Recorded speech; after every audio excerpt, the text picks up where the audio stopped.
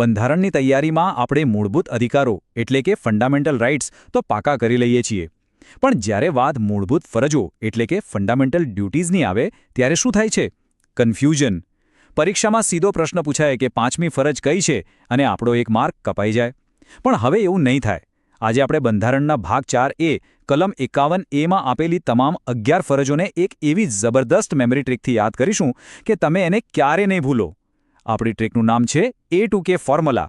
તો ચાલો આ અગત્યના ટોપિકને હંમેશા માટે પાક્કો કરી નાખીએ. તો સૌથી પહેલા એ સમજવું ખૂબ જ જરૂરી છે કે આ ફરજો બંધારણમાં આવી ક્યાંથી, એનો ઇતિહાસ શું છે, કારણ કે અહીંથી જ પરીક્ષાનો પહેલો અને સૌથી અગત્યનો પ્રશ્ન બને છે. આ સ્લાઇડ પર લખેલો એક શબ્દ ગોખી લેજો. પરીક્ષાનો પહેલો જ પ્રશ્ન અહીંથી આવી શકે છે. સૌથી મોટો એક્ઝામ ટ્રેપ શું છે ખબર છે? મૂળભૂત ફરજો આપણા ઓરિજિનલ બંધારણમાં હતી જ નહીં. એને પાછળથી ઉમેરવામાં આવી હતી. ક્યારે? 1976માં. કઈ સમિતિની ભલામણ પર? સરદાર સ્વર્ણસિંહ સમિતિ. કયા બંધારણીય સુધારાથી? 42મું બંધારણીય સુધારો 1976. મિત્રો, આ સુધારાને મિની બંધારણ તરીકે પણ ઓળખવામાં આવે છે. આ સુધારાથી બંધારણમાં એક નવો ભાગ ઉમેરાયો, ભાગ 4A, અને એક નવી કલમ ઉમેરાઈ, કલમ 51A. શરૂઆતમાં કુલ 10 ફરજો હતી. પછી 2002માં એક નવી ફરજ ઉમેરવામાં આવી, એટલે અત્યારે કુલ 11 ફરજો છે. આ બધી જ વિગતો મોસ્ટ IMP છે. ચાલો, અત્યાર સુધી જે પણ શીખ્યા એનો નિચોડ આ 4 મુદ્દામાં છે. આને તમારી નોટબુકના પહેલા પાના પર મોટા અક્ષરે લખી લો. પહેલું, સમિતિ, સ્વર્ણસિંહ સમિતિ 1976. બીજું, સુધારો, 42મો 1976. ત્રીજું, ભાગ અને કલમ, ભાગ 4A, કલમ 51A. અને ચોથું, સંખ્યા, શરૂઆતમાં 10 અને હાલમાં 11. ગેરંટી સાથે કહું છું, આ 4 લાઇનમાંથી એક પ્રશ્ન તમારી પરીક્ષામાં હશે જ. હવે આવે છે આ સેશનનો જાદુ, એ ભાગ જેના માટે તમે આતુરતાથી રાહ જોઈ રહ્યા હતા. આ 11 ફરજોનો ક્રમ યાદ રાખવો એ જ સૌથી મોટો પડકાર છે. પણ હવે નહીં. પ્રસ્તુત છે આપણી અચૂક memory trick, the A2K trick. આપણે ABCD નો ઉપયોગ કરીને બધી જ ફરજોને સેકન્ડોમાં યાદ કરી લઈશું. તૈયાર છો ને? જુઓ, આ છે આપણી સફળતાની સીડી. દરેક અક્ષર એક ફરજનું રહસ્ય ખોલશે. A એટલે એન્થમ, B એટલે બાપુ, C એટલે સેન્ટર, D એટલે ડિફેન્ડ અને M K સુધી. અત્યારે જ વિડીયો પોઝ કરીને આ ટ્રીક તમારી નોટબુકમાં લખી લો. આ તમારો પરીક્ષાખંડનો સુપર પાવર બનશે, એ મારી ગેરંટી છે. ચાલો, પહેલું પગથિયું ચડીએ. કલમ 51A. આપણો કોડવર્ડ છે A. A for anthem and flag. આ ફરજ કહે છે કે આપણે બંધારણ, રાષ્ટ્રધ્વજ અને રાષ્ટ્રગીતનું સન્માન કરવું. હવે આવે છે એક્ઝામ ટ્રેપ. અહીં રાષ્ટ્રગીત, નેશનલ એન્થમની વાત છે. રાષ્ટ્રીય ગીત, નેશનલ સોંગ, વંદે માતરમની વાત નથી. પરીક્ષક ઓપ્શનમાં બંને આપશે અને તમને કન્ફ્યુઝ કરશે, પણ તમે નહીં થાઓ. યાદ રાખજો, A ફોર એન્થમ. બસ આટલું જ. બીજી ફરજ, કલમ 51AB. આપણી ટ્રીક છે B ફોર બાપુ અને ભગતસિંહ. આ શું છે? આપણા સ્વાતંત્ર્ય સંગ્રામના ઉમદા આદર્શો. આ ફરજ કહે છે કે આઝાદીની લડતને પ્રેરણા આપનારા ઉમદા આદર્શોને હૃદયમાં સ્થાન આપવું અને તેનું પાલન કરવું. જેમ કે ગાંધી બાપુનો અહિંસાનો આદર્શ અને ભગતસિંહનો દેશભક્તિ અને ત્યાગનો આદર્શ. આ આદર્શોને આપણે હંમેશા યાદ રાખવાના છે. ત્રીજી ફરજ, કલમ 51A. આપણી ટ્રીક છે C ફોર સેન્ટર, એટલે કે કેન્દ્ર, જે દેશને એક રાખે છે. આ ફરજ 3 શબ્દોની રક્ષા કરવાનું કહે છે: સાર્વભૌમત્વ, સોવરેનિટી, એકતા, યુનિટી અને અખંડિતતા, ઇન્ટેગ્રિટી. આનો મતલબ છે કે ભારત પોતાના નિર્ણયો લેવા માટે સ્વતંત્ર છે. ભારત એક છે અને તેને કોઈ તોડી ન શકે. ટૂંકમાં, દેશની એકતા અને અખંડિતતાનું રક્ષણ કરવું. ચોથી ફરજ, કલમ 51A/D. ટ્રીક છે D for defend the nation. આ ફરજ કહે છે કે દેશનું રક્ષણ કરવું અને જ્યારે સરકાર હાકલ કરે એટલે કે બોલાવે ત્યારે રાષ્ટ્રીય સેવા, નેશનલ સર્વિસ બજાવવી. ઉદાહરણ તરીકે, જો દેશ પર યુદ્ધનું સંકટ આવે અને સરકાર નાગરિકોને સેનામાં જોડાવા માટે કહે તો તે આપણી ફરજ બને છે. હવે એક્ઝામ પોઈન્ટ ઓફ વ્યૂ, આ સેવા સ્વૈચ્છિક નથી. જ્યારે દેશ બોલાવે ત્યારે જવું ફરજિયાત બની શકે છે. આ મુદ્દો ખાસ નોંધજો. પાંચમી ફરજ, કલમ 51A અને ટ્રીક છે E for equality and empowerment. આ ફરજ 2 મુખ્ય વાતો કહે છે.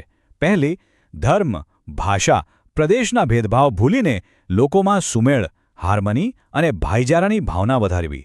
અને બીજી, જે સૌથી મહત્વપૂર્ણ છે, સ્ત્રીઓના ગૌરવને, ડિગ્નિટી ઓફ વુમનને અપમાનિત કરે તેવા રિવાજોનો ત્યાગ કરવો, જેમ કે દહેજ પ્રથા કે કન્યા ભ્રૂણ હત્યાનો વિરોધ કરવો. આ પોઈન્ટ પરીક્ષામાં વારંવાર પૂછાય છે અને મોસ્ટ આઈએમપી તરીકે માર્ક કરી લેજો. છઠ્ઠી ફરજ કલમ 51A(F) ટ્રીક છે F ફોર ફોર્ટ્સ એન્ડ ફેસ્ટિવલ્સ, જે આપણી સંસ્કૃતિનું પ્રતીક છે. વિરામ.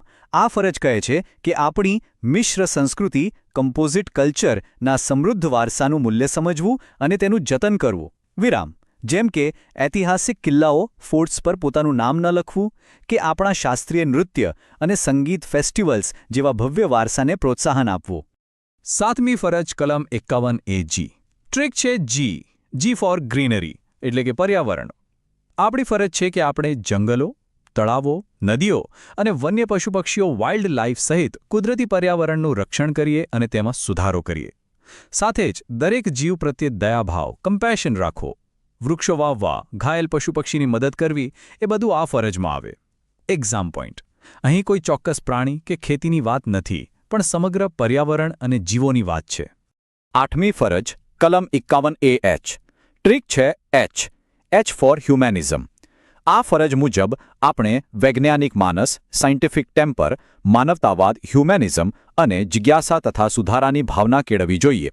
આનો સાદો અર્થ છે કે અંધશ્રદ્ધાને છોડી દરેક વાતને તર્ક અને વિજ્ઞાનની દ્રષ્ટિએ જોવી, પ્રશ્નો પૂછવા અને સતત શીખતા રહેવું. નવમી ફરજ કલમ 51AI ટ્રીક છે I ફોર ઇન્ડિયન પ્રોપર્ટી. એકદમ સરળ. જાહેર મિલકતનું રક્ષણ કરવું અને હિંસાનો ત્યાગ કરવો. કોઈ આંદોલન કે વિરોધ વખતે જે સરકારી બસો સળગાવવામાં આવે છે તે કોઈ નેતાની નથી, તે આપણા જ ટેક્સના પૈસાથી બનેલી આપણી સંપત્તિ છે. એનું રક્ષણ કરવું એ આપણી ફરજ છે. 10મી ફરજ કલમ 51A(J) ટ્રીક છે J for jack of all trades, એટલે કે દરેક ક્ષેત્રમાં શ્રેષ્ઠતા, એક્સેલન્સ પ્રાપ્ત કરવી. આ ફરજ કહે છે કે આપણે વ્યક્તિગત અને સામૂહિક પ્રવૃત્તિઓના તમામ ક્ષેત્રોમાં ઉત્કૃષ્ટતા હાંસલ કરવા પ્રયત્ન કરવો, જેથી આપણું રાષ્ટ્ર સતત સિદ્ધિના ઉચ્ચ શિખરો સર કરતું રહે. સામૂહિક શ્રેષ્ઠતાનું ઉદાહરણ છે ઇસરોના મિશન, અને વ્યક્તિગત શ્રેષ્ઠતાનું ઉદાહરણ છે કોઈ ખેલાડી દ્વારા ઓલિમ્પિકમાં મેડલ જીતવો. અને હવે છેલ્લી 11મી ફરજ કલમ 51A(K) ટ્રીક છે K ફોર કિડ્સ એજ્યુકેશન. આ ફરજ પાછળથી ઉમેરાઈ હતી. કયા સુધારા દ્વારા? 86મો બંધારણીય સુધારો 2002. આ વર્ષ અને સુધારાનો નંબર બંને ખૂબ જ મહત્વના છે, યાદ રાખજો. આ ફરજ મુજબ દરેક માતાપિતા અથવા વાલીની ફરજ છે કે તેઓ 6 થી 14 વર્ષની ઉંમરના પોતાના બાળકને શિક્ષણની તકો પૂરી પાડે. આ આપણી 11મી ફરજ છે. આપણે બધી 11 ફરજો તો સમજી લીધી, પણ હવે સૌથી મોટો સવાલ એ છે કે જો કોઈ આ ફરજોનું પાલન ન કરે તો શું તેને કોર્ટમાં લઈ જઈ શકાય? શું તેને સજા થઈ શકે? ચાલો તેની કાયદાકીય સ્થિતિ શું છે એ સમજીએ. આ સવાલના જવાબ માટે 1999માં વર્મા સમિતિ વેરમા કમિટી બનાવવામાં આવી. આ સમિતિનું કામ એ શોધવાનું હતું કે શું આપણી પાસે ફરજો લાગુ કરાવવા માટે હાલમાં કોઈ કાયદાઓ છે? તો સમિતિએ કહ્યું, હા, ઘણા છે. ઉદાહરણ તરીકે ફરજ A રાષ્ટ્રધ્વજનું અપમાન રોકવા માટે આપણી પાસે prevention of insults to national honour act 1971 છે. ફરજ G પર્યાવરણના રક્ષણ માટે વાઇલ્ડ લાઇફ પ્રોટેક્શન એક્ટ 1972 છે. વિરામ. આનો મતલબ શું થયો? ફરજો સીધી રીતે સજા નથી આપતી, પણ સંસદ તેમના પાલન માટે બીજા કાયદાઓ બનાવી શકે છે અને એ કાયદા હેઠળ સજા થઈ શકે છે. તો ફાઇનલ જવાબ શું? શું મૂળભૂત ફરજો ન્યાયિક, જસ્ટિશિયેબલ છે? સ્ક્રીન પર મોટો જવાબ છે ના, નો. જસ્ટિશિયેબલ હોવાનો અર્થ છે કે તેના ઉલ્લંઘન બદલ તમે સીધા કોર્ટમાં જઈ શકો. જેમ કે તમારા મૂળભૂત અધિકારનું હનન થાય તો તમે સીધા સુપ્રીમ કોર્ટ જઈ શકો છો. પણ ફરજો માટે આવું નથી.